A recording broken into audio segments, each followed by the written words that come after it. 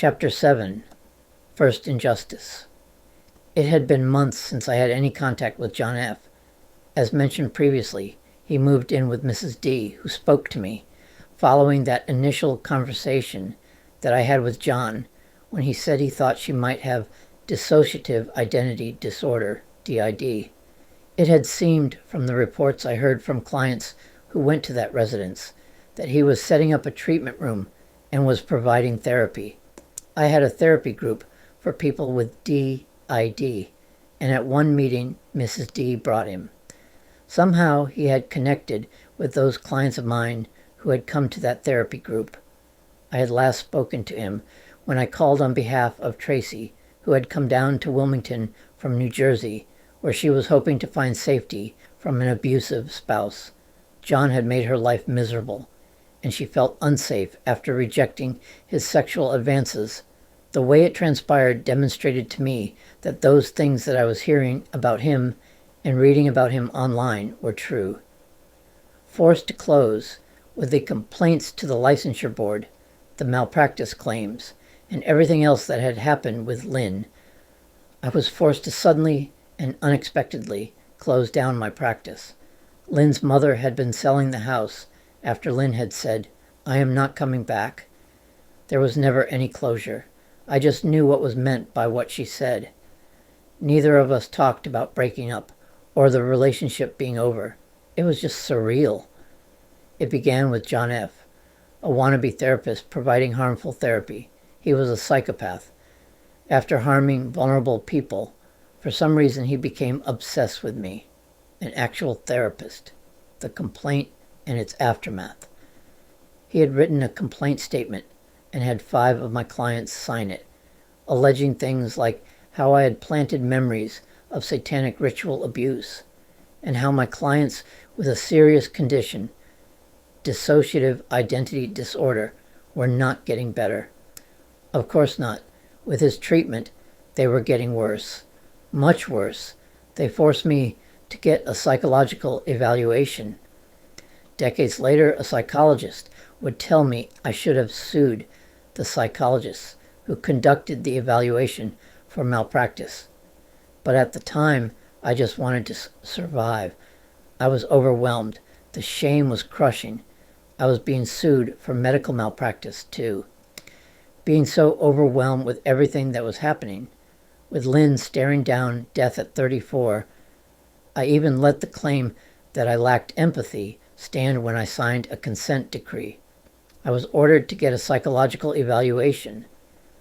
The psychologist went into the assessment with confirmation biases about the claims that were made. They also never inquired about whether anything at all had happened in my life.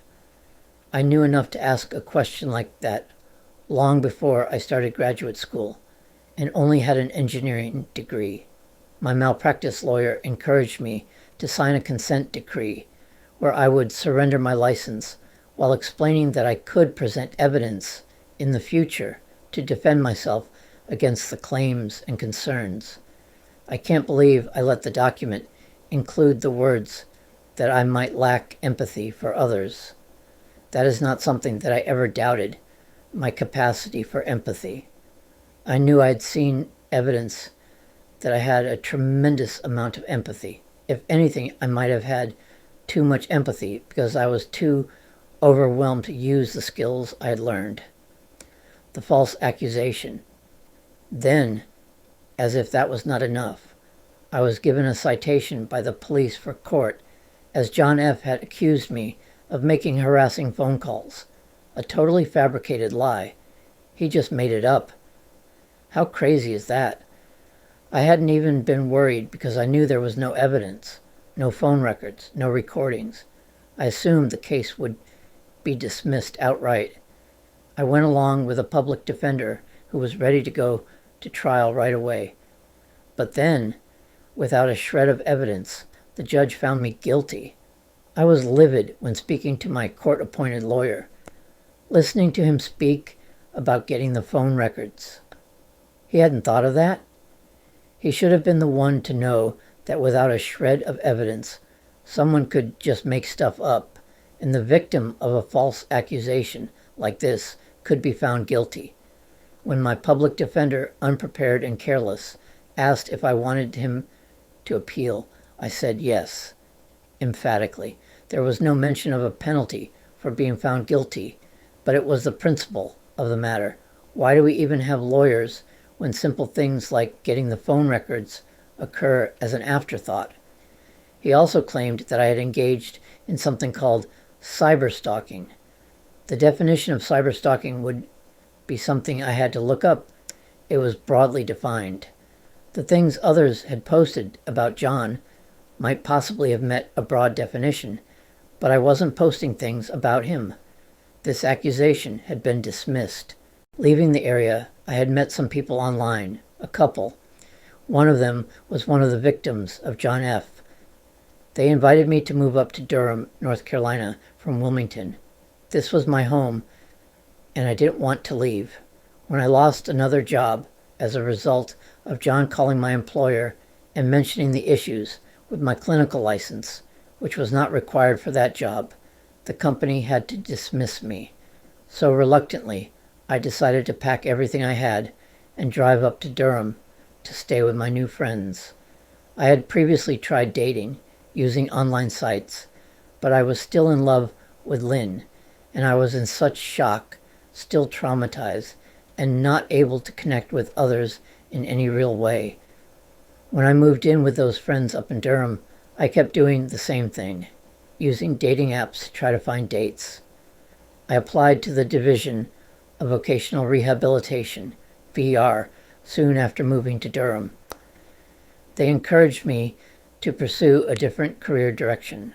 It seemed like my mind was in a fog, and I was not in touch with thoughts about who I knew myself to be and what type of career would be a good match for me. If that were not the case, I would have remembered that web design and development was not a good match for me. If it was all about creativity alone, it might be a match. The downward spiral continues. In the meantime, I started working at Eckerd's in the photo lab. One day, I was asked to work at the main register. Based on everything that I had experienced, I was dealing with extreme anxiety. I had been traumatized. On one occasion, I could not focus my eyes very well and thought that the license shown to me indicated that a customer was old enough to buy alcohol. I was wrong, and I was given a citation and asked to come to court. The charge makes one think that I was corrupting a minor by buying this person alcohol when I just read the customer's driver's license wrong. It was easy for mail to get lost, and my mind was not focused, so I missed court. A warrant was issued for my arrest. I was terrified and desperate to avoid going to jail. There was nothing that could be done. The jail experience, I was put in jail. I cannot overstate how traumatic that was for me.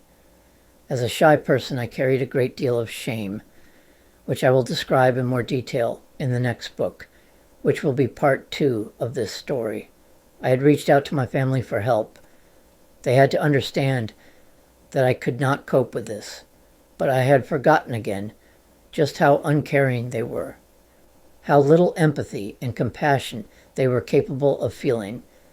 My pleas to my parents for help to get me out of jail were met with icy cold responses. My family had never been there emotionally or psychologically to offer anything resembling support. I didn't understand why I was the scapegoat of the family. It had felt like if my own family doesn't care about me, who would care? I needed compassion and support like anyone else. It seemed like my parents had a rudimentary sense of understanding how a person might feel if one loses someone that one loves. But beginning with the times when Lynn got sick, they started acting like what seemed like the application of tough love, as opposed to understanding how a person in love would naturally feel when an illness threatens the life of the one that you love. I had been put in jail for failure to appear, and the bond was not very high. While in jail, I learned that the appeal I had asked my lawyer down in Wilmington to file had already come before the court. He had never notified me. A reasonable person might understand that with all the problems getting in touch with me, I deserved a bit of understanding. It would seem like my lawyer could have found a way to explain how he had not been able to inform me about the case, the appeal coming before the court, and made sure that I was not arrested. Instead, I was extradited to Wilmington, which had been my home. Now I was put in chains and put into the back of a vehicle with a metal frame. I was crying the whole way down there. I felt such shame growing in me. Once I had been the president of the local chapter of the Society of Clinical Social Workers, with name recognition, a successful career with many clients. My colleagues knew me. Now I was being brought down to Wilmington in chains. Rock bottom. I didn't have to stay in jail long, but when I was released, I had nowhere to go. The days and the skies looked like winter had come far too early this year. I looked up my friend Jean Jones, a mutual friend of Lynn's, whom we both met at poetry reading so long ago. He guided me to find a place to sleep at night in downtown Wilmington. I still reached out to my family for help, hoping that, at some point, they would care. However, nothing that happened to me could arouse parental instincts to protect me from things that were outside my control. Jean also invited me to join him and his family for dinner on Thanksgiving 2002. I was carrying all my belongings in a bag. I was ashamed of this look. So I hid the bag and my belongings in the bushes as I joined them. Snow had been falling so very early this year. When I finally spoke with my lawyer about the appeal, he explained something that would haunt me for years to come. He had managed to get the phone records around the date of one of the alleged harassing phone calls, proof that John had lied about at least one of the days. But he couldn't get the records for both days, even though they were only separated by less than a week. I have proof that he lied about one of the days, my lawyer told me, but on appeal, that's not enough. Then came the words that would echo in my mind for decades. The truth doesn't matter, only what you can prove. The truth doesn't matter. Here was my own lawyer telling me that even with evidence of John's lies, even with proof that he had fabricated at least part of his accusation, the legal system didn't care about the truth. The harassing phone call charge wasn't serious enough to warrant any prison time, but I couldn't get justice even on a matter of principle. This pattern of someone fabricating a story without providing evidence would foreshadow something far more serious that was yet to come. I finally decided some days later to get help at the mental health center, who referred me to the Department of Social Services to get a ticket back to Durham. I didn't have a home there, but I had a relationship with VR. Maybe I should have just stayed down in Wilmington. I think I was just running away from reminders of the joy that I had once known. A few days ago, a police officer trying to help me gave me a street sheet. It was the one I had developed during my first graduate internship with the homeless program at the mental health center. The irony was crushing.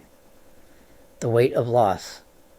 The weight of sorrow, shame, loss, grief, emotional pain, abandonment, isolation, loneliness, trauma had literally weighed down on me and brought me to my knees.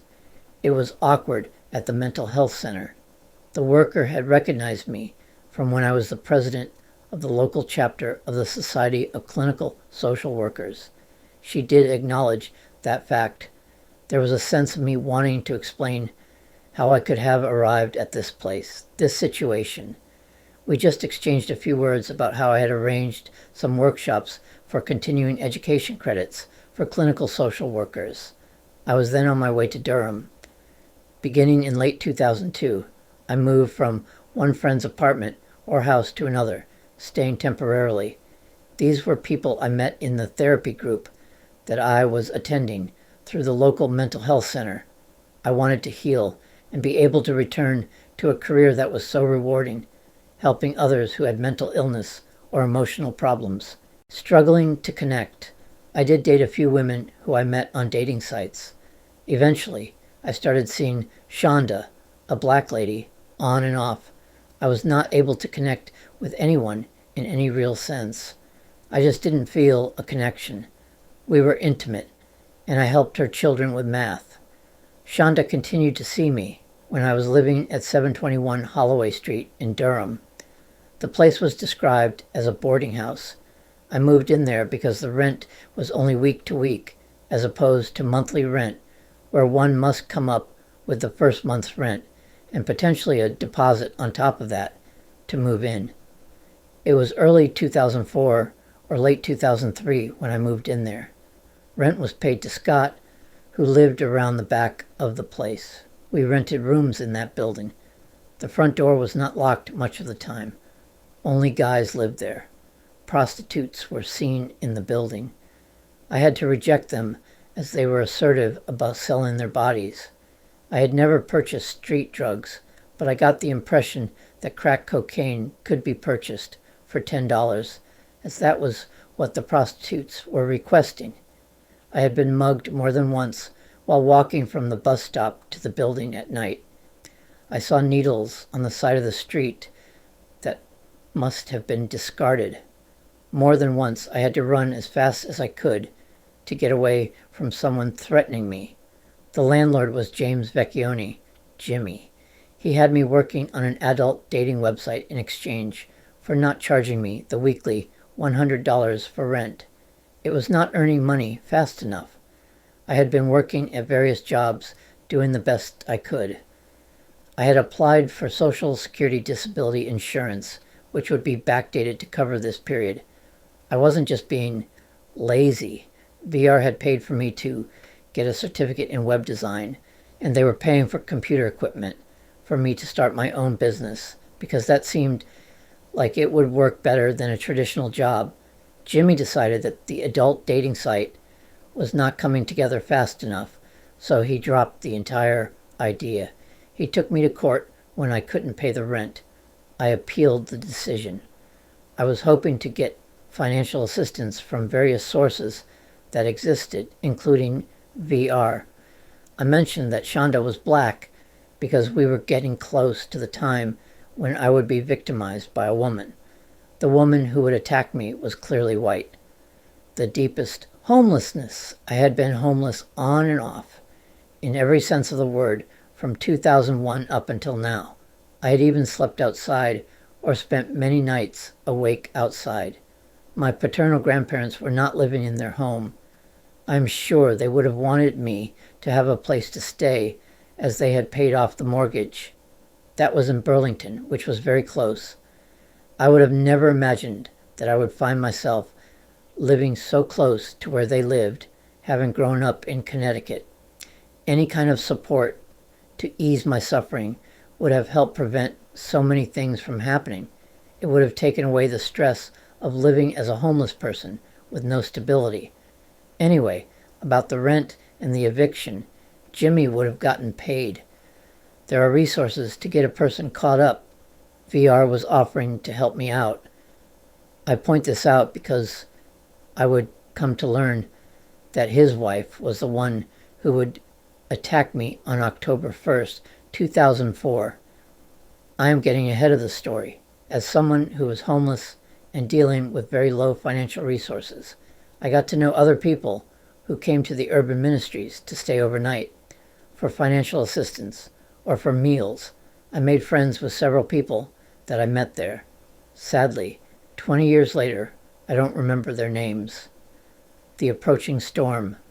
I was expecting one of my friends to meet me the next day. October 1st, 2004. I couldn't imagine things could get any worse for me, but I was about to find out that things could get more terrifying and nightmarish. The fall had brought a chill to the air, and as I walked the streets of Durham that evening, I had no idea that the next day would bring a new level of horror that would change everything once again.